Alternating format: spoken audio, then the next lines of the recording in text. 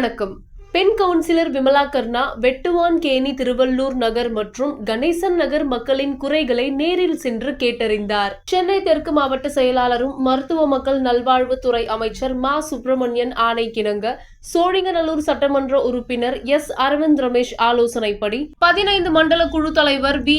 மதியழகன் அறிவுறுத்தல் படி பெருநகர சென்னை மாநகராட்சி 194வது வட்டம் ஈச்சம்பாக்கம் அடுத்த வேட்டுவாங்கேணி திருவள்ளூர் நகர் மற்றும் கணேசன் நகர் பல்வேறு பகுதிகளில் திமுக பெண் கவுன்சிலர் விமலா கர்ணா மக்களை நேரில் சந்தித்து அவர்களின் குறைகளை கேட்டறிந்தார். அப்பொழுது அந்த பகுதி மக்கள், எங்கள் பகுதியில் அடிக்கடி மின்சாரம் தடைபடுகின்றன, சீரான மின்சாரம் வழங்க நடவடிக்கை எடுக்க வேண்டும் என்று கேட்டுக்கொண்டனர்.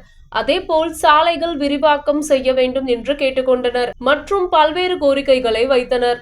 உடனடியாக மக்கள் கோரிக்கையை நிறைவேற்றி தருவதாக வாக்குறுதி அளித்தார். உடன் 194வது ஆவட்ட கழக செயலாளர் எஸ். கர்ணா, மெட்ரோ துறை, நெடுஞ்சாலைத்துறை, சுகாதாரத்துறை, திருவிளக்குத்துறை அதிகாரிகள் மற்றும் திமுக நிர்வாகிகள் ஏராளமான பொதுமக்களுடன் சென்றனர். இதுவரை சென்னை மாநகரத்தில் எந்த கவுன்சிலரும் நேரடியாக பொதுமக்களை சந்தித்து மக்கள் குறை கேட்டதில்லை.